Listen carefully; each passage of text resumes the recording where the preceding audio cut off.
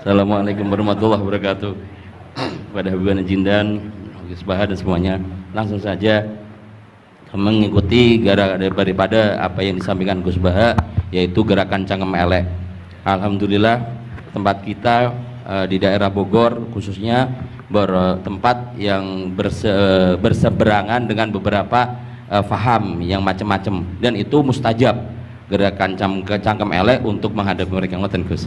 Terus kulot ya nyuwun ijazah terus mewakili sedaya, dan yang kami kalih mumpung teng mriki kan ingkang didhawuhaken Gus Bawau fasilitas dinggo fasilitas nyuwun fasilitas ijazah ngrungokke tafsir Jalalain ingkang teng YouTube. Terus nyuwun ijazah ingkang kathah niki, ambil jasa yang banyak, fasilitas dari apa yang jadi tadi disebutkan beliau, fasilitas, masyhad dan semuanya. Jadi kita memiliki cara fikir yang enteng, yang enak. Dan mumpung wonten ijazahipun, nggih kula suwun ngoten Gus Bang. Ngoten cekap semanten. Assalamualaikum warahmatullahi wabarakatuh.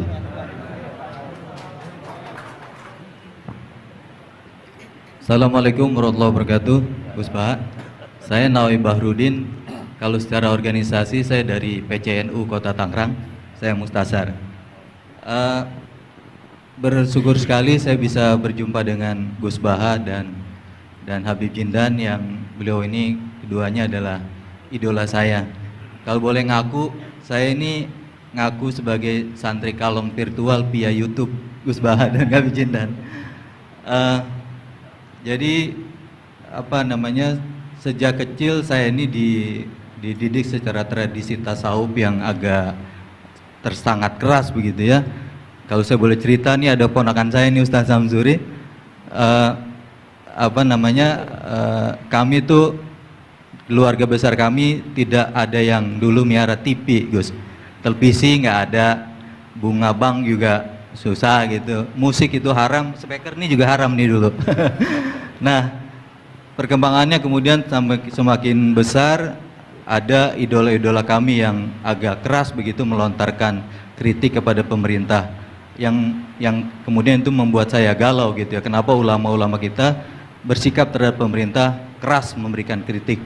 Nah saya menemukan jawaban bertemu dengan Habib Jindan via YouTube tentunya dulu ya, walaupun saya kebetulan pernah juga silaturahim, kemudian juga dengan Gus Baha. Ini ada perspektif yang berbeda gitu ya, antara relasi ulama dengan umaro. Pendekatannya itu tidak yang kritik, yang bukan sekedar kritik tapi adalah menghujat. Nah ini saya temukan formula yang sangat menjawab kebutuhan saya pribadi, sehingga istri saya ini udah mulai cemburu sama Gus Baha karena saya terlalu sering nonton YouTube Gus Baha. Gitu. Nah yang kedua soal sanad ya, salah satu bukti saya pernah dengar cerita Gus Baha, agama itu adalah bir riwayah, oleh karena itu perlu sanad. Nah saya merindukan bersanad dengan Gus Baha nih, tapi kan saya bukan santri yang secara langsung, oleh karena itu dalam kesempatan ini saya ingin minta rukhsah sebetulnya Gus dan Habib, kami ini kalau boleh mewakili diakui sebagai murid Gus Baha, bisa bersanad walaupun dalam pertemuan tatap mukanya saat ini aja baru. Mudah-mudahan ke depan bisa dilanjutkan. Terima kasih Gus. Assalamualaikum warahmatullahi wabarakatuh. Nggak apa-apa Ustaz, sahabat aja sekali ketemu Nabi langsung jadi sahabat kok. Baik, Gus Baha barangkali duluan. Kiai Abdurrahman Sahal, Kiai Ustaz Nawawi. Gus yang bagian ngeleng-ngeleng. Iya, apa saya Gus? Iya. Begini ya, masalah cangkem elek tadi ya. Bakat tuh sampean? Sudah, alhamdulillah sudah bakat. Karena kalau lewat Habib Jindan tidak pantas, beliau biar sempurna saja, tidak usah sanad itu. Jadi begini, dulu ketika Sulhul Hudaybiyah itu kan umat Islam sedikit sekali, terus dipaksa untuk pulang dari Mekah, tidak boleh umroh. Terus sahabat berkomitmen berani mati bela-belain Rasulullah SAW. Ketika berani mati ini digojlok sama orang musyrik. Jangan-jangan setelah kami perang betul, kamu meninggalkan Muhammad. Ini yang omongannya orang musyrik. Abu Bakar, itu semua ulama tahu kalimat itu, cuma tidak usah diterjemah. Umsus bidrollat katanya. Itu padahal Abu Bakar yang ngetikan itu. karena memang ekstrim. Terus kedua, ada orang Bedui itu ngukur seorang nabi itu dengan hal-hal yang kurang baik. Misalnya begini, ya Muhammad, kamu ngeklaim tahu berita langit, coba unta saya yang hilang itu di mana? Katanya tahu berita langit, sekarang tahu nggak unta saya hilang itu di mana? Mobil saya di mana? Begitu juga ketika untanya hamil, bunting itu tanya, Muhammad, kalau kamu nabi katanya tahu berita langit, kamu tahu isinya yang di unta saya ini? Itu ada sahabat yang saking nggak kuatnya demi bela nabi itu, udah kalau tanya gitu tanya saya terus si tadi orang tadi dibilangin sahabat, nazauta 'alaiha fakanat minha sakhlah. Jadi intinya ini Habib Jintan biar senyum-senyum aja. Jadi intinya kadang ad-difa sama orang-orang gitu mau tidak mau nggak ada pilihan itu. Kalau yang ma'ruf di Quran ya uffil lakum wa lima ta'buduna min dunillah. Jadi ketika Nabi Ibrahim ini sering saya patah-patah supaya tidak paham semua karena ini sanad kurang baik. Tapi kebutuhan gitu. Biasanya yang minta itu yang jenisnya ya seperti ini yang sudah cangkem elek cuma butuh legitimasi gitu. Jadi dia butuh nggak tanggung jawab, dilimpahkan ke saya. Kalau saya kalaupun salah kafaro saya banyak. Saya kan ngapalin Quran. Kalau orang itu hafal Quran, inna wa ta'ala la yu'adzibu qalban wa al Quran. Kalau kamu sekali salah adabnya banyak. Kalau saya punya penawar banyak itu. Jadi faja'alahum judadan tadi. Siapa yang memecahi berhala ini kata Ibrahim? Ya yang bawa kapak. Kenapa mecahin? Mungkin sentimen dia ingin disembah sendiri katanya. Tanya yang bawa kapak. Kata orang-orang kafir, kamu kan tahu berhala itu tidak bisa ngomong, masa disuruh nanya gitu. Otak kamu di mana? Nggak bisa ngomong, nggak disuruh nanya. Otak kamu di mana? Ibrahim balik ngendikan, balik mengatakan uffil lakum. Otak kamu lalu di mana? Kayak ditanya aja tidak bisa jawab kok kamu sembah. Jadi di beberapa kesempatan sahabat belain Nabi sampai gitu. Jadi banyak orang Bedui, orang-orang peradaban, karena Nabi itu memang nyatanya mendapat berita dari langit. Mereka terus itu dijadikan alasan. Unta saya hilang di mana Muhammad? Ini di mana? Unta saya ini hamil itu bentuknya kayak apa? Katanya kamu tahu berita langit. Masa gini aja enggak tahu? Ya terus tadi. Saya enggak tahu sahabatnya mungkin kayak jenengan enggak tahu saya. Terus dia ambil, udah tanya saya aja. Nazauta 'alaiha fakanat minka minha sakhlah. Nazauta itu sudah paling anaknya ya, kayak kamu lah, kamu yang nazauta 'alaiha, enggak usah diterjemah nazauta 'alaiha itu. Tapi potongan-potongan gini tahu kira nazauta 'alaiha itu kayak. Artinya ya memang dalam banyak hal memang nggak bisa dihindari hal-hal seperti itu. Ya tapi tentu yang suasananya ilmiah bukan hadzun nafsi ya, suasananya yang ilmiah bukan apa? Hadun nafsi. Karena kadang-kadang memang mau tidak mau kayak ya tadi orang-orang yang menghujat Nabi, orang-orang yang apa itu. Kadang-kadang paling efektif itu ya jawab seperti itu. Ya, jawab seperti itu. Itu sudah berapa tadi? 3 kan? Nah, itu bukti bahwa kadang-kadang itu nggak ada pilihan dalam menjelaskan. Ya, tidak ada pilihan dalam menjelaskan. Ya, maksudnya seperti itu, tapi tidak tahu saja. Daripada anggap bibitan kan kasihan. Saya aja yang jawab. Nah, terus tadi yang Jalalain rutin sanad saya memang sebetulnya kalau saya boleh milih di mana-mana sanad tuh ngajinya utuh. Saya dulu ngaji Mbah Mun itu mulai Jamul Jawami, Fathul Wahab banyak. Sebagai keluarga Quran, bapak saya itu hafal Quran tuh kayak Fatihah, ma'ruf itu di daerah saya. Tidak ada orang hafal Quran kayak Fatihah kayak bapak saya itu. Makanya tradisi keluarga kami memang Quran. Terus babah kami juga dari ulama Lasem, Habib Jitan pernah rawuh di mbah saya. Kebetulan pondoknya mbah saya namanya juga Al-Fakhriyah. Jadi karena kalau konstruksinya tidak khatam seperti ini namanya ijazah amma. Ijazah amma ya cukup lah buat rame-rame. Tapi secara keilmuan itu masalah karena konstruksinya belum selesai. Makanya tadi saya senang Habib Jitan ketika cerita ada orang ngajar lumak. Usul fikih itu perangkat yang mau tidak mau untuk alat tafsir. Misalnya begini, wa antasma'u bainal ukhtain, tidak boleh mengumpulkan perempuan 2 yang kakak beradik jadi istrinya 1 orang. Itu bainal ukhtain itu min itlaqil ba'di wa iradatil kul, yang dimaksud Allah adalah mengumpulkan 2 orang yang ada hubungan mahram. Coba kalau kita misalnya bikin gerakan kembali ke Quran, berarti yang haram hanya antasma'u bainal ukhtain. Padahal yang haram adalah bainal mar'ah wa ammatiyah wala bainal mar'ah wa khalatiyah wala bainal mar'ah wa jad. Jadi ya pokoknya 2 perempuan yang ada hubungan mahram tidak boleh dikumpulkan dalam satu pernikahan. Bayangkan kalau orang tidak ahli usul fikih kemudian dia mentafsirkan Quran, terus dia hanya pegang wa antasma'u bainal ukhtain. Itu juga anak tiri. Ada aturannya, lafadz yang keluar karena ghalib itu tidak punya makna. Misalnya begini, anak tiri yang nggak boleh dinikahi adalah waroba ibu kumulati fi hujurikum, anak tiri yang serumah. Padahal anak tiri serumah tidak serumah, kalau ibunya sudah kamu kumpulin kan tidak boleh dinikah. Lalu kata fi hujurikum di sini adalah yakhruju makhrujal ghalib. Ya umumnya anak tiri itu serumah, tapi bukan punya ikatan apa? Hukum. Nah, hal seperti itu kan riskan kalau kita tidak mengaji usul fikih, apa kaidah fikih. Misalnya gini, ada ular di dalam, terus kiainya bilang, Jamal ambilkan tongkat ya. Terus kamu karena agak dipanggil namanya, terus gak ngambil tongkat. Oh yang dipanggil Jamal bukan saya. Ini santri geblek dah. Sebenarnya kata manggil itu qaulun nabi li ahadin min ashabi itu qauluhu lil jami'. Yang hal-hal yang baik, yang darurat, siapapun yang bisa melakukan harus melakukan itu meskipun nggak dipanggil. Coba semua wiridan, ya Mu'ad inni uhibbuka fakul dubura kulli sholatin Allahumma a'inni ala dzikrika wa syukrika wa husni ibadatik. Sebagai riwayat fala tada'anna dubura kulli sholat. Terus kamu bilang nama saya ada Mu'ad loh, berarti tidak kena ijazah itu. Itu harus ada analisis usul fikih. Kalau enggak ya habis kita.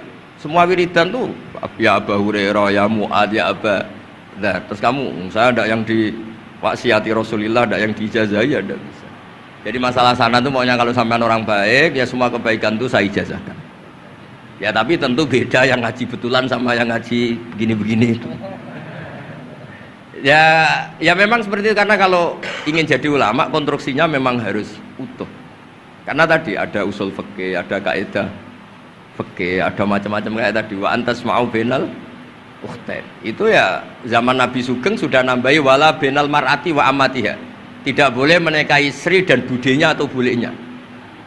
Nah, kenapa Nabi tidak bilang wala bainal mar'ati wa jaddatiha? Kayaknya orang kelainan kalau kepikiran seperti itu. Loh kalau bule itu masih masuk lah. Ya misalnya istri kamu 17, bulenya 27 kan kok cantik budenya kan masih bisa mikir gitu. Tapi kalau istri kamu 20, mbahnya 80 kok kepikiran itu kan. Sehingga di hadis memang hanya wala bainal mar'ati wa ammatiha, wala bainal mar'ati wa kholatiha. Nabi tidak mengatakan wala bainal mar'ati wa jaddatiha. Kayaknya kalau orang normal tuh tidak kepikiran itu. Ya tapi apapun itu nyatanya Quran hanya wa antasma'u bainal ukhtain. Itu kalau nggak dijelaskan pakai usul fikih, ini min itlaqil badi wa iradil qul secara balaghah. Ya, itu kan tidak bisa. Nah, di sini pentingnya ngaji khatam. Makanya saya suka ngaji Jalalain dengan penjelasan fikih, penjelasan usul fikih, karena supaya orang tuh tahu lah bahwa maknani Quran tadi seperti yang didhawuhkan Habib Jindan itu. Ya kalau kamu tidak menguasai betul, terus akhirnya ngomong menurut saya, Quran kok menurut saya, menurut perasaan saya tidak bisa. Kata Habib Jindan kok biro'ihi, ya sudah pesen tiket di neraka. Ngeri kan? Apalagi sudah biro'ihi dapat penghormatan, dapat uang, dapat panggung. Islam kok menurut saya, loh ini Islam ya menurut Rasulullah, Islam kok menurut saya. Makanya ini saya fanatik bahwa kitab tadi saya tunjukkan ke Habib Jindan beberapa kitabnya Said Muhammad yang menyebut mbah beliau apa supaya mudawan. Dulu itu ada orang alim alama namanya Les bin Sa'ad. Kata Imam Syafi'i, "Al-Les afqahu min Malik illa annahu dayya'ahu ashabu." Imam Les secara fikih itu lebih alim dibanding Imam Malik, tapi dayya'ahu ashabu. Murid-muridnya enggak menulis. Andai kan Habib Salim tidak punya putra Habib Novel, tidak punya cucu Habib Jindan, mungkin orang enggak bakas lagi Habib Salim. Bazuber andai kan tidak punya putra Mbah Mun, orang juga nggak bakas lagi Bazuber. Bapak saya Kiai Nur Salim andai kan tidak punya putra Samu, kan orang sudah lupa. Dulu ini cerita yang paling ekstrim. Dulu Nabi Ibrahim pernah dikira Yahudi karena punya keturunan Yahuda bin Yakub bin Ishak bin Ibrahim. Ketika Yahuda punya perilaku tertentu seakan-akan itu dari mbah-mbahnya. Baru setelah Rasulullah SAW memaklumatkan ad-dinul hanif, ad-dinul Islam millatun hanifiyah, millata abikum Ibrahim, baru terpulihkan nama Ibrahim.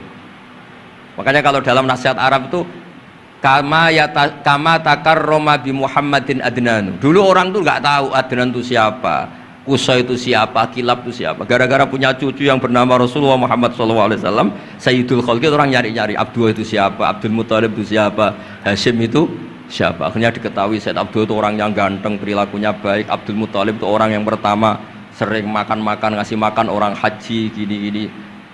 dikatakan Syaibatul Hamdi karena terus orang ini dikatakan wasumi afisul bin Nabi sallallahu alaihi wasallam dzakara wa ta'ala walabba, ini dikatakan kusoi litakosi fi bila dikodo atal kosia, terus dikatakan kilab likas roti takalubi fil ardi karena orangnya aktif sering berjuang di mana-mana terus. Jadi makanya kalau jenengan punya anak punya cucu didoakan jadi orang baik karena status anda ini tertera cucu-cucu anda. Lho nggih misalnya bapaknya sampean alim terus putune nak domino di situ mabuk-mabuk di situ itu disatakan makam keramat apa tempat mabuk. Nah, makanya dzurriyyah ini penting. Makanya ketika Allah memberi hadiah pada Rasulullah Muhammad SAW kepada semua nabi, itu disebut wa ja'alna dzurriyyatahu humul baqin. Ketika dikatakan kalimat tauhid juga wa ja'alaha kalimatam baqiyatan fi aqibi. Makanya ukuran orang baik itu ya anaknya, cucunya, apa-apanya. Karena ini yang meneruskan status kita. Ya jelas ya. Itu kalau anda ini ngaji khatam, konstruksi itu tahu. Tapi kalau tidak khatam, ya hanya modal qabilna terus. Ya tapi ya gak apa-apa daripada sama sekali. Malah yudroku kulluh, la yudroku kulluh. Nggih, kersane disambung Habib Jidat. Mau kersane kula ngringit ikut dengarin ya. Yang kemelek enggak usah, satu aja Beb. Jenengan enggak patut yang itu. Yang sanad aja. Mboten sampun. Mboten sampun. Yang sanad ijazah amal. كما إن صحت لنا الإجازة كما أجازنا سيد الوالد الحبيب نوفل بن سالم بن أحمد بن جندان عن والده الحبيب سالم بن أحمد بن جندان عن شيوخه جميعا وعن الوالد الحبيب نوفل عن جد الحبيب علي بن عبد الرحمن الحبشي وكذلك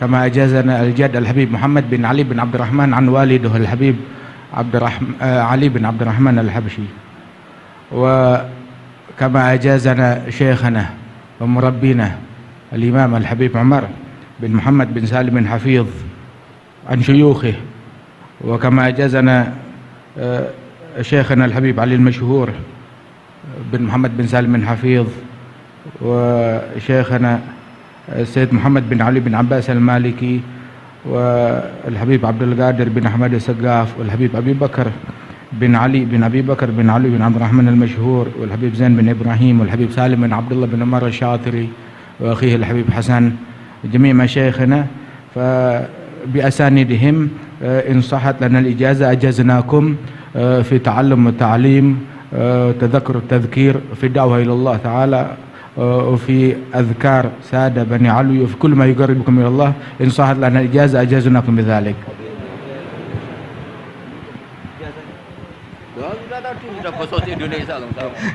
Jadi ijazahnya Gus Baha pakai bahasa Indonesia kan. Jadi kita belum qabil tuh tadi. Insyaallah ya, insyaallah. Ada al-iznu bima'na al-ijazah, insyaallah. Jadi sudah diizinkan, yaitu ijazah cangkem elek tadi dengan ijazahnya pengajian beliau lewat medsos, insyaallah bil izin ya. Karena kalau kita mengaji kitab itu tidak perlu ijazah lagi sebetulnya kalau udah qiraatan ala syekh bimana iznuhu wa ijazatuhu insyaallah. Dan sanadnya tadi sudah diberikan juga oleh Habib Jindan dari para guru beliau, dan mudah-mudahan kita beroleh manfaat dan barokah dengan majelis ini, dengan begitu banyaknya ilmu dan ma'rifah yang kita peroleh. Bahkan kita julus mujalasatul alim, ini termasuk juga dalam kebaikan yang kita dapatkan di hari Asyura ini. Dan karena di dalam Asyura itu ada zur aliman, ziarahi orang alim, dan kita sudah melakukan itu dengan ziarahnya dengan Habib Jindan dan Gus Baha. Dan insya Allah mudah-mudahan kita semua pulang ini beroleh banyak gembolan pahala ya, insya Allah ya, gembolan pahala dan ijazah dari kedua beliau insya Allah ya.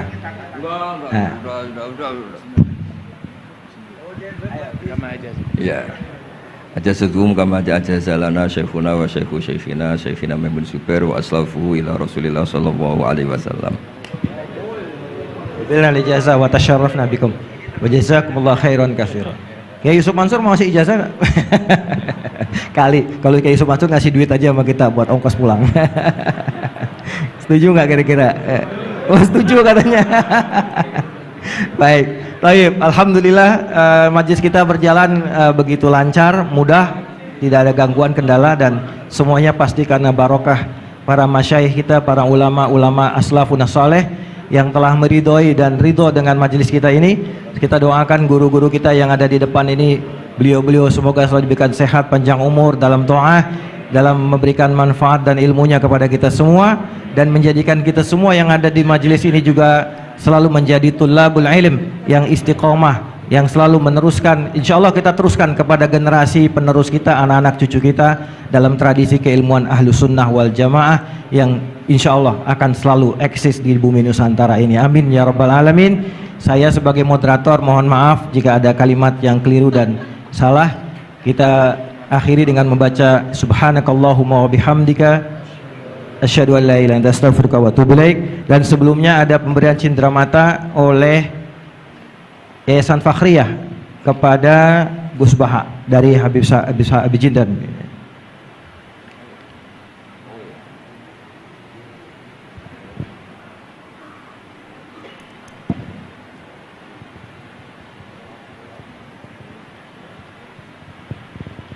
Sallu ala Nabi Muhammad. Kita senang dengan keberadaan beliau berdua ini, Masya Allah.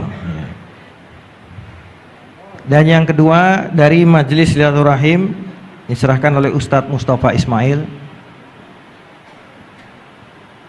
Fadhal, silakan.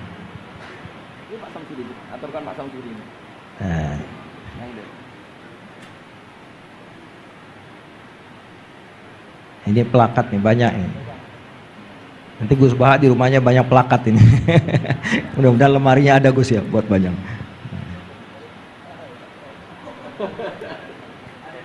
Buat Habib Jindan juga dan buat Gus Baha.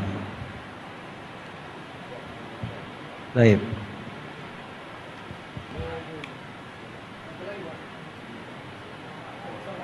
Ustaz, ya.